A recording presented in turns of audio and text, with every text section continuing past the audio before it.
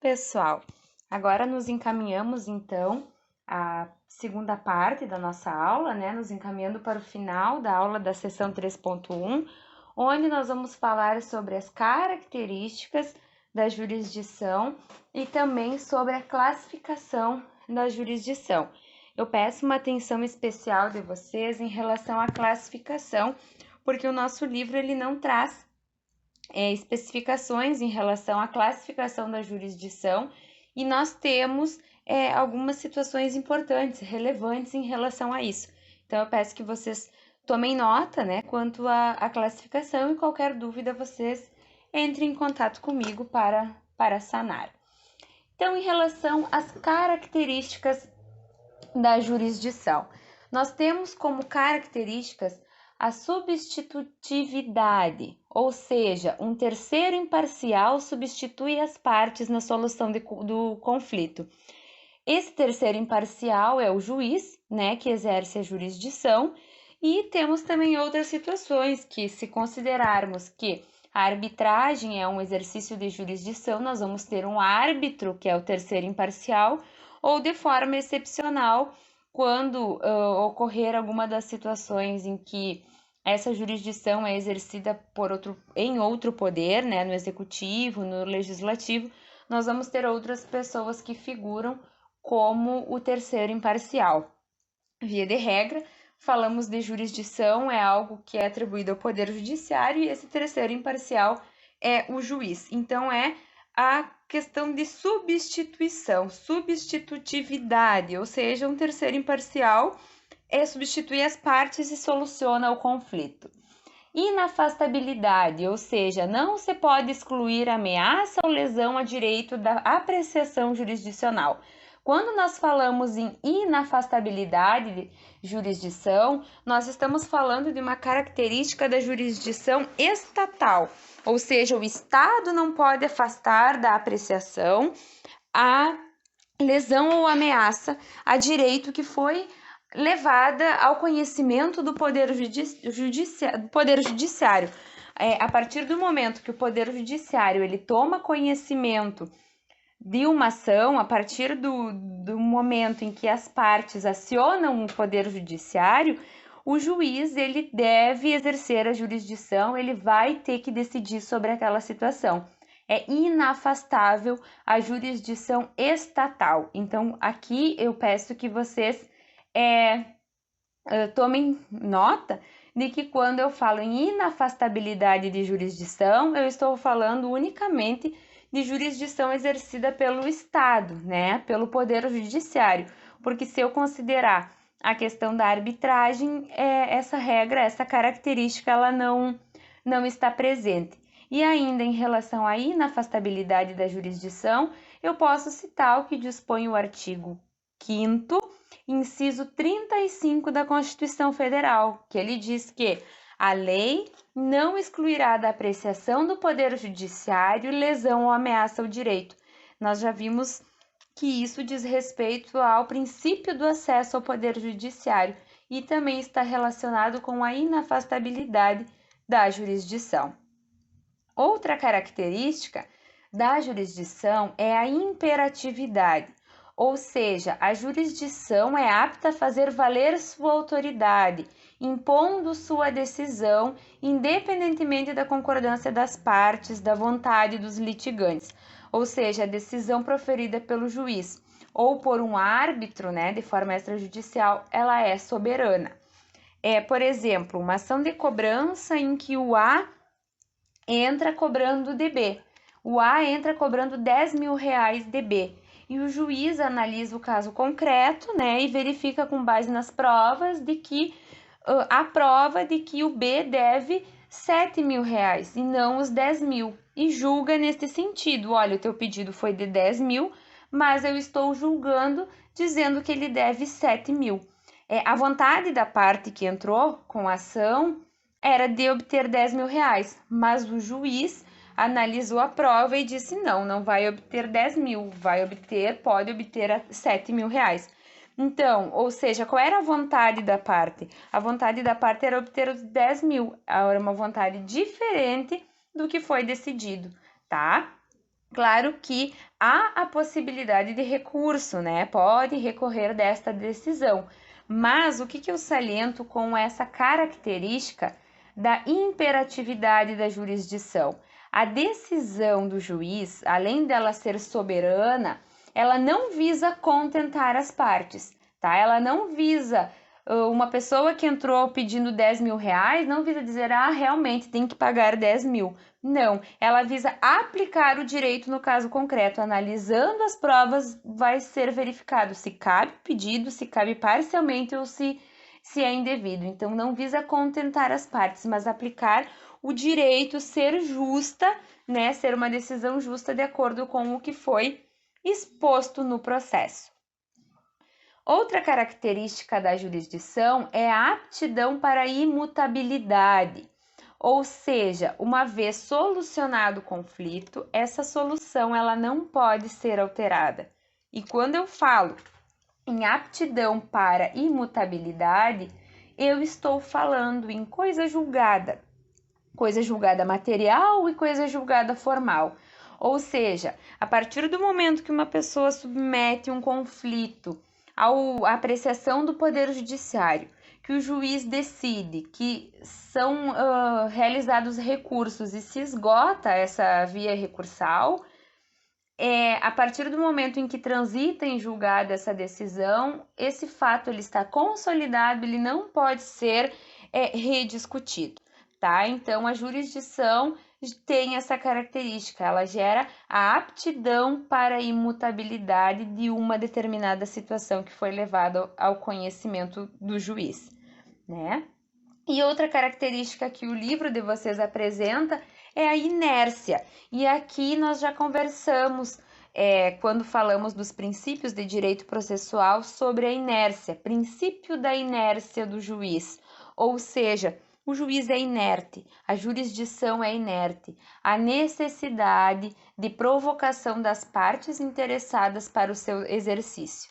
Tá? Então, as partes elas têm que levar ao conhecimento do Poder Judiciário a existência de um conflito e, mediante esse conhecimento do conflito, o juiz ele vai dar o impulsionamento oficial ao processo. Mas a jurisdição ela é inerte. As partes têm que provocar, as partes têm que dar a movimentação.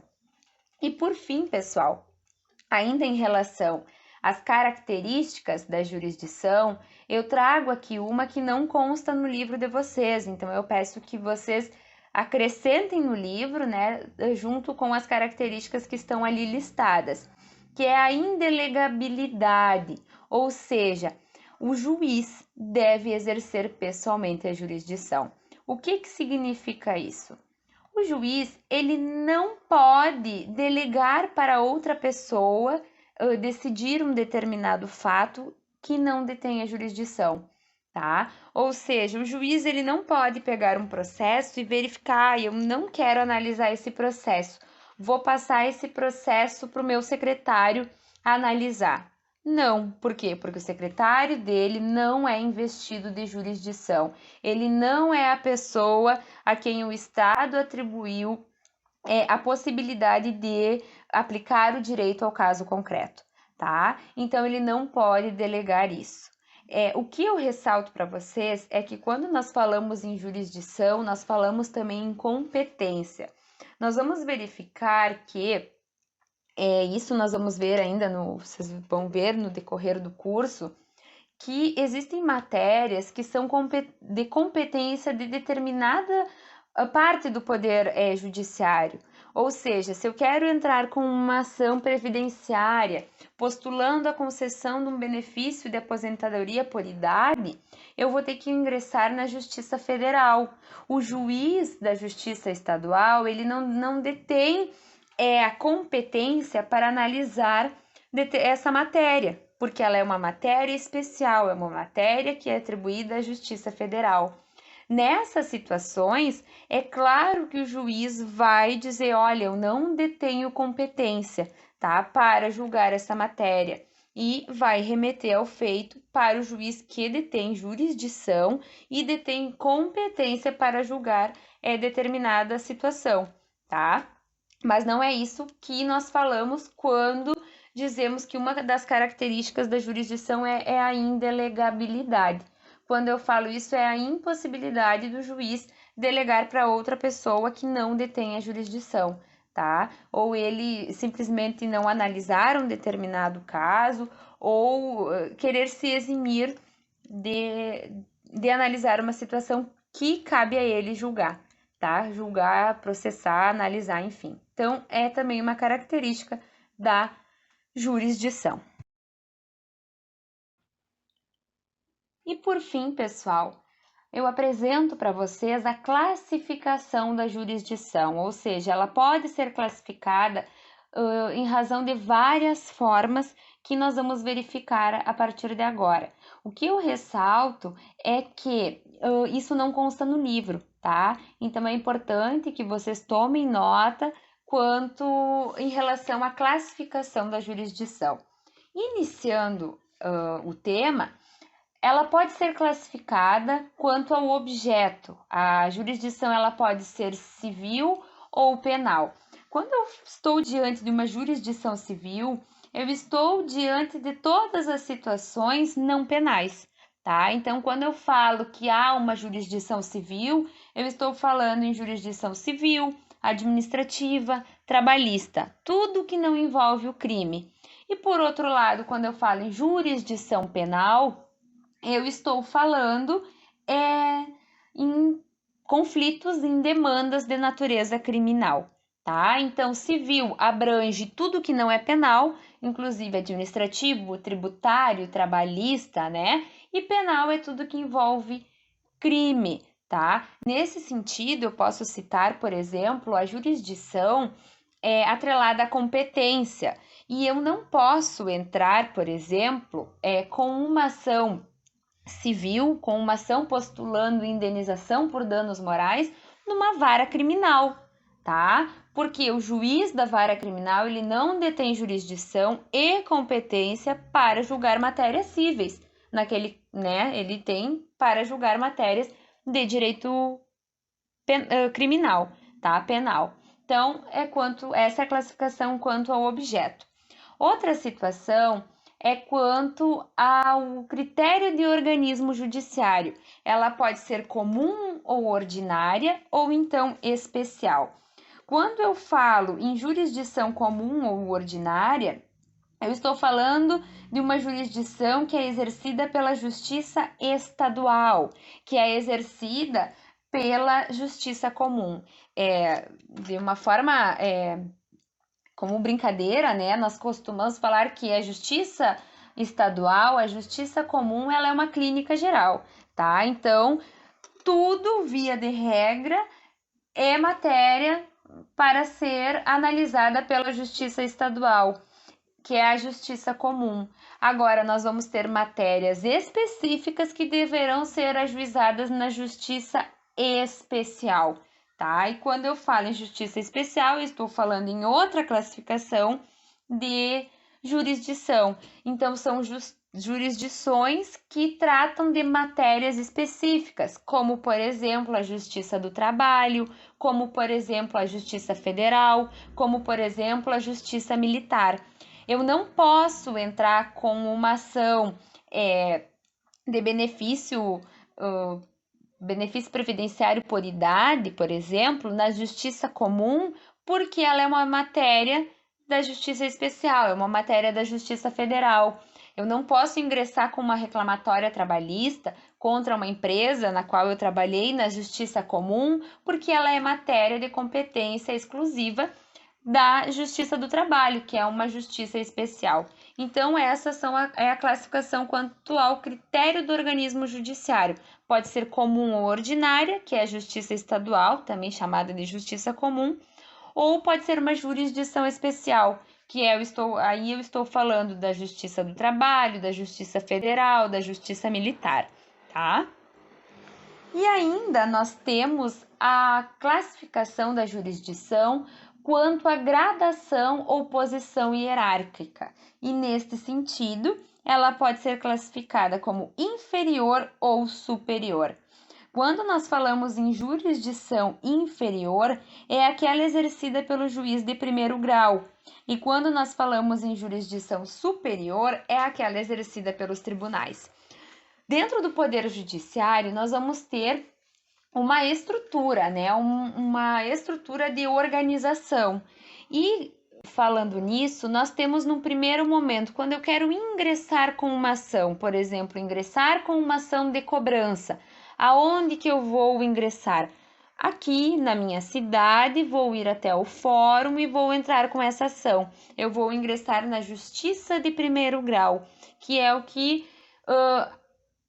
a doutrina traz como classificação de jurisdição inferior em relação à posição hierárquica.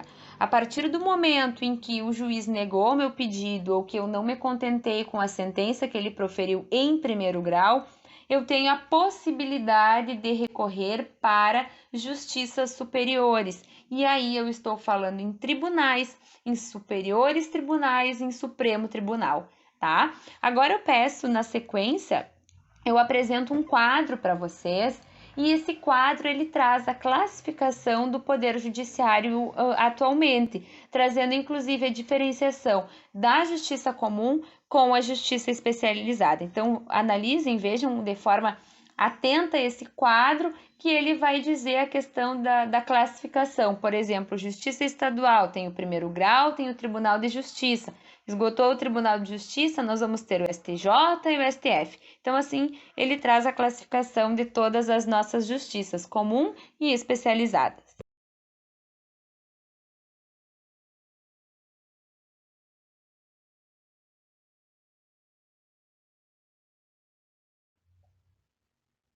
Seguindo na classificação, pessoal, nós temos ainda a jurisdição quanto à proveniência, e em relação a isso, ela pode ser legal ou convencional.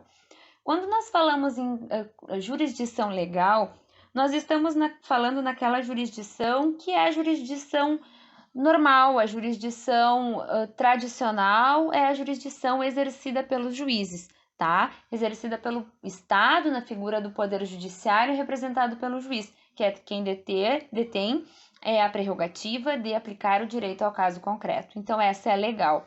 E quando nós falamos em jurisdição convencional, é aquela em que as partes realizam a opção de submeter o conflito que elas têm a uma arbitragem. Então, elas convencionam entre elas, elas decidem entre elas submeter um conflito instaurado ao procedimento da arbitragem, a uma solução extrajudicial. E nesse caso, nós estamos diante de uma jurisdição convencional.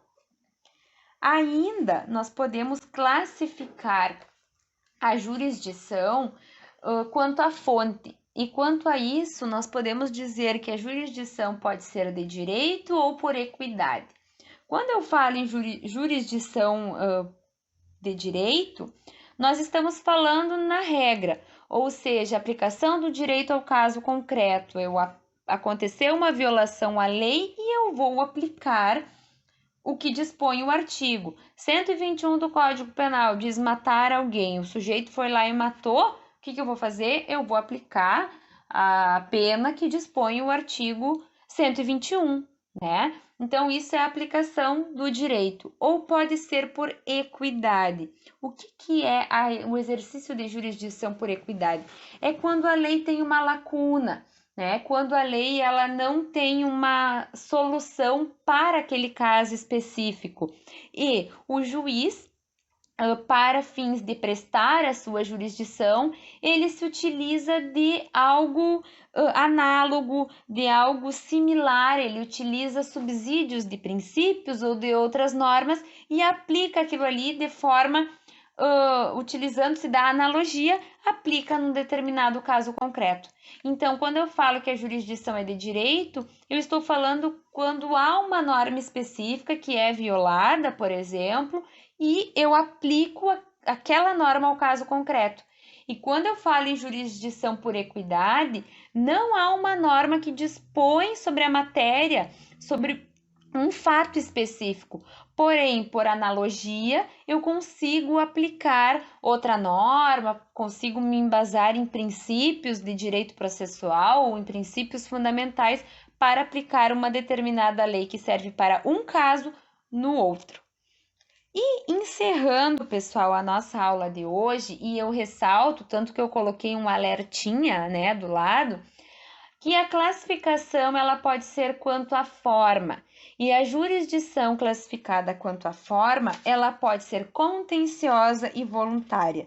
E talvez aqui é a classificação mais importante da jurisdição, ser ela contenciosa ou voluntária. Isso, inclusive, vocês vão se deparar no exercício da atividade de vocês, seja como advogados, como servidores, como juízes, enfim, vocês vão se deparar com processos de jurisdição contenciosa e jurisdição voluntária. Contenciosa, como o próprio nome diz, é aquela jurisdição exercida pelo juiz em razão da existência de um litígio, de uma pretensão resistida.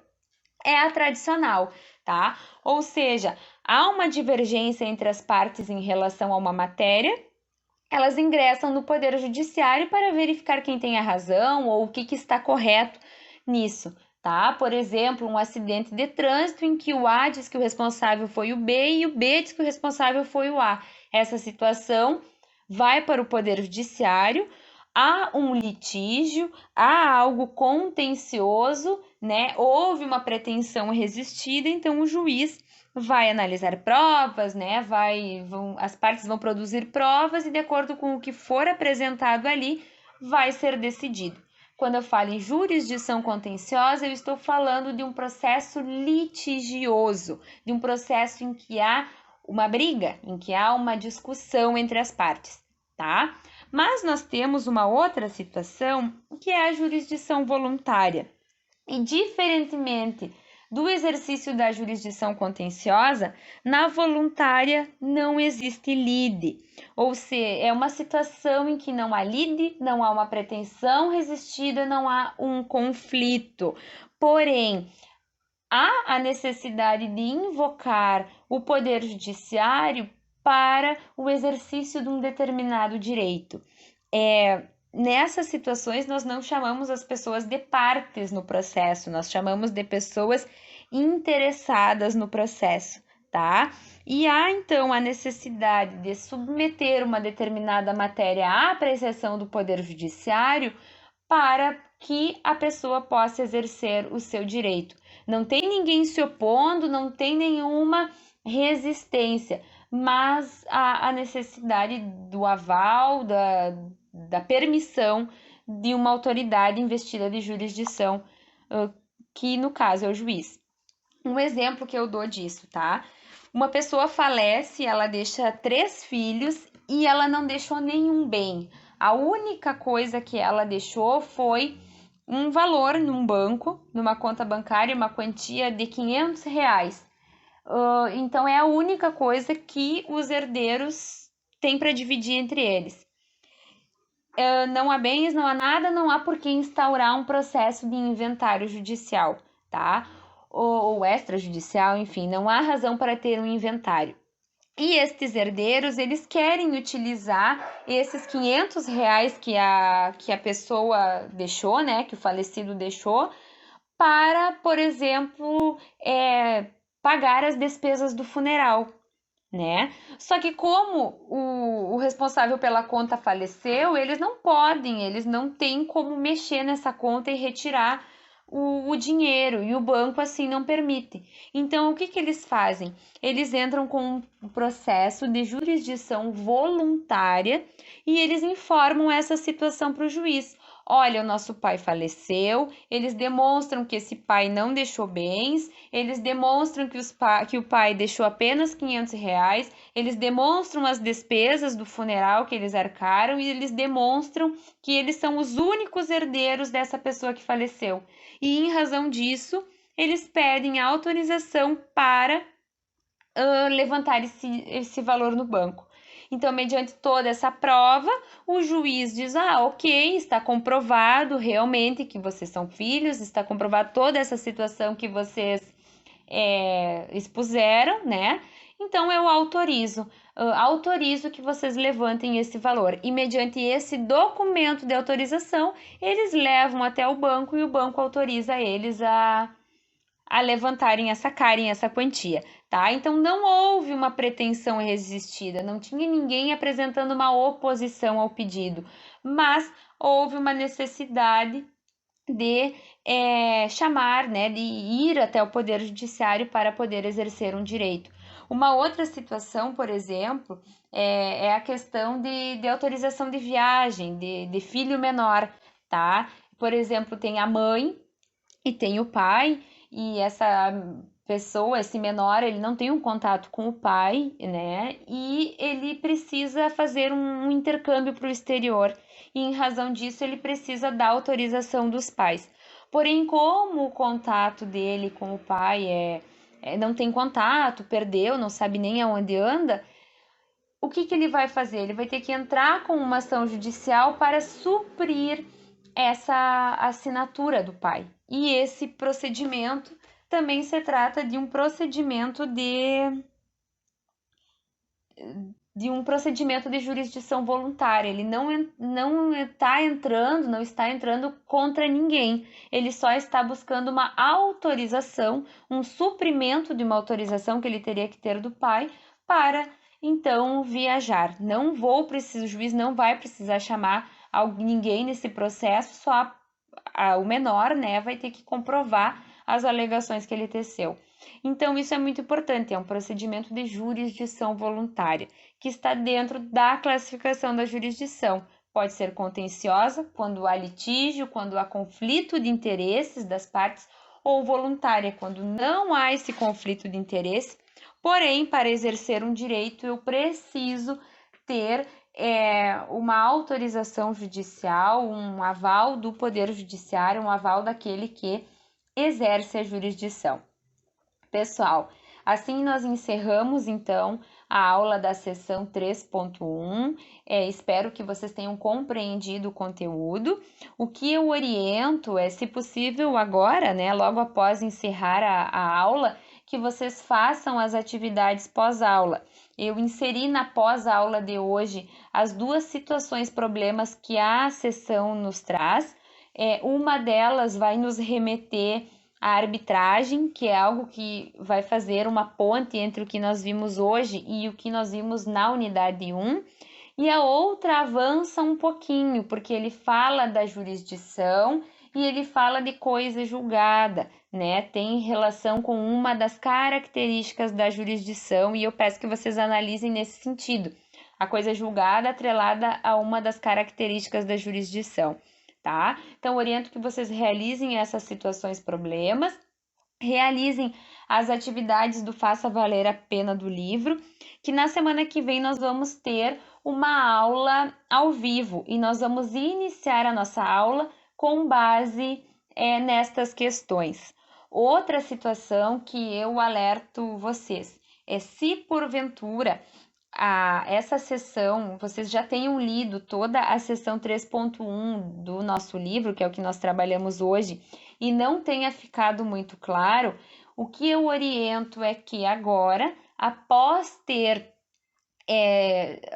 essa aula, né, após ter tido essa explanação da aula de hoje, vocês façam isso, leiam de novo toda a unidade, a sessão 3.1. Até para fins de ficar didático, o que eu oriento? Assistiram a aula.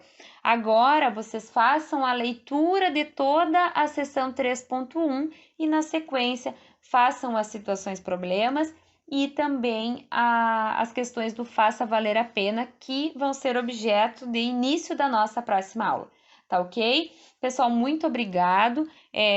Até a próxima semana. E o que vocês precisarem, qualquer dúvida que vocês tiverem, vocês sabem que podem entrar em contato comigo, tá? Que eu estou aqui para ajudá-los, para facilitar o estudo de vocês. E eu anseio que vocês efetivamente, ainda que complicado, né, nesse período diferenciado, mas que vocês possam sair conhecedores da teoria geral do processo, né, dessa parte inicial, introdutória ao direito processual brasileiro. Tá bem? Um abraço e até a próxima!